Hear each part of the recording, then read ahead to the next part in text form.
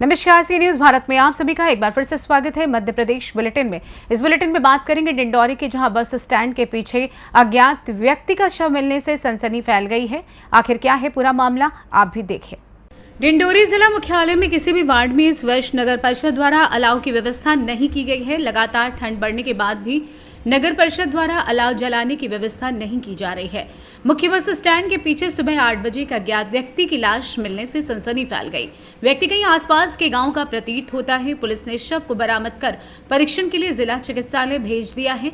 खबर लिखे जाने तक शव की पहचान नहीं हो सकी है। लोगों का कहना है कि ठंड से अकड़ कर मौत हुई होगी, ऐसा प्रतीत होता है। हर साल नगर परिषद द्वारा अलाव की व्यवस्था कर दी जाती थी, लेकिन इस साल अभी तक ठंड बढ़ने के बाद भी नगर परिषद अलाव की व्यवस्था नहीं कर रही है, जिसके कारण व्यापारियों को भी जल्दी ही अपनी दुकान बंद करना पड़ सकता है और आर्थिक हानि उठानी पड़ सकती है।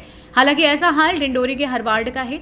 नगर परिषद को तत्काल अलाव की व्यवस्था करनी चाहिए। डिंडौरी से सी न्यूज संवाददाता दीपक नामदेव की रिपोर्ट। अगली खबर डिंडौरी से है, जहां डिंडौरी में लाडली बहना योजना की राशि दूसरे खाते में जाने से महिला परेशान है और महिला ने इसकी शिकायत जिले के अधिकारियों सहित सीएम हेल्पलाइन में भी की है। आप भी देखें। डिंडौरी में लाडली बहना योजना की राशि दूसरे खाते में जाने से महिला परेशान। महिला ने इसकी शिकायत जिले के अधिकारियों सहित सीएम हेल्पलाइन में की है। जानकारी के अनुसार वार्ड नंबर 3 में रहने वाली सपना झारिया को लाडली बहना योजना से अभी तक 17वीं किश्त की राशि खाते में आती रही, लेकिन 18वीं किश्त की राशि उत्तर प्रदेश के किसी और खाते में चली गई। जब 18वीं किश्त की राशि खाते में नहीं पहुंची तो बैंक जाकर पता करने पर जानकारी लगी कि ये राशि उत्तर प्रदेश के किसी और खाते में चली गई है। वहीं महिला बाल विकास अधिकारी ने बताया कि बैंक की त्रुटि से राशि अन्य के खाते में शो कर रही है, जिसे जल्द ही सुधरवा कर लाडली बहना की किश्त की राशि महिला के खाते में आ जाएगी। जानकारी के अनुसार उत्तर प्रदेश निवासी जिसके खाते में राशि ट्रांसफर की गई है, अनेक योजनाओं की राशि भी इन्हीं के खाते में की जा रही है। कहीं न कहीं बड़ी जिम्मेदारियों की लापरवाही के कारण सरकार की महत्वपूर्ण योजनाओं को पलीता लगाया जा रहा है। आइए जानते हैं इस विषय में महिला एवं बाल विकास अधिकारी डिंडौरी श्याम सिंगूर एवं पीड़ित महिला का क्या कुछ कहना था। झारिया है और मैं वार्ड क्रमांक 2 पे रहती हूँ, जिला डिंडौरी। मेरी जो लाडली बहना के जो पैसे हैं वो इस नवंबर में नहीं आए हैं। 18वीं किस्त, बाकी 17 किस्त आई हुई हैं प्रॉपर। और जो सरकारी योजना मैं चेक करवाई बैंक में जाकर, तो पूरे जितनी सरकारी योजनाओं के पैसे हैं वो कोई गीता ओम प्रकाश उनके खाते पे जा रहे हैं। पूरे पैसे सरकारी योजनाओं के, उनका ट्रांजैक्शन 7-7, 8-8 लाख रुपए हो रहा है। और फिर मैं सीएम हेल्पलाइन में भी कॉल की, तो फिर वो बोले हैं कि मतलब बता रहे थे कि 7 दिन में हो जाएगा आपका। फिर अभी तक तो कुछ पता नहीं चला है। और फिर महिला बाल विकास गई थी, तो वहाँ से बोले विभागीय जांच चल रहा है आपका। क्या चाहते हैं आप? इसका निराकरण चाहती हूँ। सपना झारिया जिसकी 17वीं किस्त बाकायदा आई है, लेकिन 18वीं किस्त किसी अन्य के खाते में जा रही है, शिकायत की है, क्या निराकरण किए जाएंगे? हाँ, इस बारे में हमें शिकायत मिली थी, हमने चेक किया था, तो कुछ तकनीकी त्रुटि के कारण उसका खाता उसकी राशि जो है किसी दूसरे खाते में जाते हुए पोर्टल में हमें दिखाई दी थी। इस संबंध में हमने भोपाल में जानकारी दी है, वहाँ से टेक्निकल त्रुटि ठीक करके उसके खाते में आ जाएगी राशि। सर, ऐसे मामले और भी आए हैं क्या जिले में? नहीं, जिले में हमें एक ही मिला था। डिंडौरी मध्य प्रदेश से सी न्यूज संवाददाता दीपक नामदेव की रिपोर्ट। अगली खबर रीवा से, जहां शिल्पी प्लाजा के पास धमाचौकड़ी कर रहे अराजक तत्वों को सिविल लाइन पुलिस ने खदेड़ा। आखिर क्या है पूरा मामला, आप भी देखिए। खबर रीवा जिले से, जहां शिल्पी प्लाजा के पास धमाचौकड़ी कर रहे अराजक तत्वों को सिविल लाइन पुलिस ने खदेड़ा। जानकारी के मुताबिक बताते चले कि सिविल लाइन थाना क्षेत्र अंतर्गत शिल्पी प्लाजा के पास दर्जनों की संख्या में अराजक तत्व धमाचौकड़ी कर रहे थे। तभी स्थानीय दुकानदारों ने सिविल लाइन थाना पुलिस को इसकी सूचना दी। वहीं दुकानदार की सूचना पर सिविल लाइन थाना प्रभारी निरीक्षक कमलेश साहू अपने दल बल के साथ तत्काल मौके पर पहुंचे, जिसे देखकर धमाचौकड़ी कर रहे अराजक तत्वों में भगदड़ सी मच गई और जब पुलिस ने उन्हें दौड़ाया तो अराजक तत्व वहां से 9-2-11 हो गए। वहीं स्थानीय दुकानदारों का कहना है कि यदि तत्काल मौके पर पुलिस नहीं पहुंचती तो कोई बहुत बड़ी दुर्घटना घटित हो सकती थी, लेकिन सिविल लाइन थाना प्रभारी निरीक्षक कमलेश साहू की तत्परता ने एक बड़ी घटना होने से रोक लिया। रीवा से सी न्यूज संवाददाता अर्जुन तिवारी की रिपोर्ट।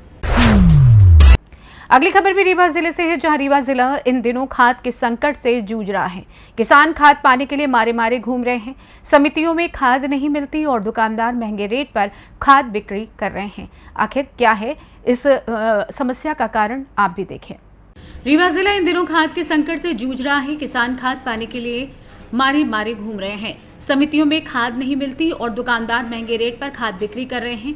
प्रशासन का लगातार प्राइवेट दुकानों में अत्यधिक खाद भंडारण और उनके गलत तरीके से बिक्री की शिकायत मिल रही थी, जिस पर कार्रवाई करते हुए 2 दुकान और 1 गोदाम को सीज किया गया है। रीवा में किसान परेशान हैं, खेत तैयार हैं, फसल बोनी का समय भी निकलता जा रहा है, लेकिन किसान के पास खाद नहीं है। खाद लेने के लिए समितियों में लंबी लंबी कतारें लगानी पड़ रही हैं, जिसके बाद बड़ी मशक्कत के बाद खाद मिलती है, वो भी उतनी नहीं जितनी ज़रूरत है। बहुत से किसानों को तो मिल भी नहीं पाती, क्योंकि उनका नंबर आने तक खाद खत्म हो जाती है। ऐसे में अपनी जमा पूंजी या कर्ज लेकर किसान दुकानदारों के पास पहुंचता है और महंगी व मिलावटी खाद खरीदता है। लंबे समय से किसान खाद के लिए रीवा में परेशान है। खाद की आवक लगातार बनी है, रोज वितरण भी होता है, फिर भी किसान खाद विहीन है। ऐसे में कुछ खाद के व्यापारी खाद की कालाबाजारी कर रहे हैं और औने पौने दामों में खाद बेच रहे हैं, जिसकी शिकायत प्रशासन को मिली तो एसडीएम वैशाली जैन के नेतृत्व में एक टीम ने शहर की 2 दुकानों में छापा मारा, जहां खाद का भंडारण किया गया था।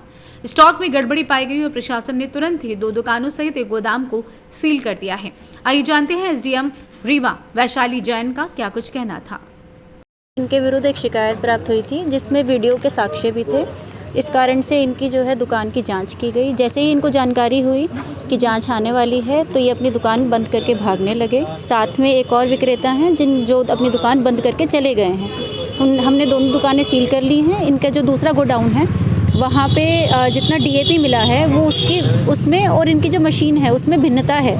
चूँकि इनसे अभी करैया मंडी में जैसे डिस्ट्रेस था, तो इनसे वहाँ पे भी सेल कराई गई थी। उसमें जो इन्होंने पर्चियाँ काटी हैं और जितना अभी उसमें भंडारण दिखता है, उसमें जो है कैलकुलेशन में डिफरेंस आ रहा है। इसलिए इसमें अब जो डिपार्टमेंट हमें प्रतिवेदन देगा, उसमें विधि अनुरूप कार्रवाई करेंगे। सीलिंग कर ली है हमने। आज कितनी दुकानों में सील की कार्रवाई की? आज 2 गोडाउन, इनकी दुकान एक, इनके साथ वाले जो कि एक्सपेक्ट करके भाग गए थे उनकी दुकान, और इनका एक गोडाउन वो सील कर लिया गया है। और कमी क्या पाया गया? जैसा कि मैंने आपको पहले भी बताया, इनका जो पीओएस मशीन का सेल था और जो भंडारण था उसमें डिफरेंस पाया गया था, इसलिए उसको सील किया गया। Thank you. रीवा से सी न्यूज़ संवाददाता अर्जुन तिवारी की रिपोर्ट। फिलहाल इस खास बुलेटिन में बस इतना ही। देश दुनिया की तमाम बड़ी खबरों को जानने के लिए जुड़े रहिए सी न्यूज़ भारत के साथ। हर खबर आपके साथ, आपके हाथ।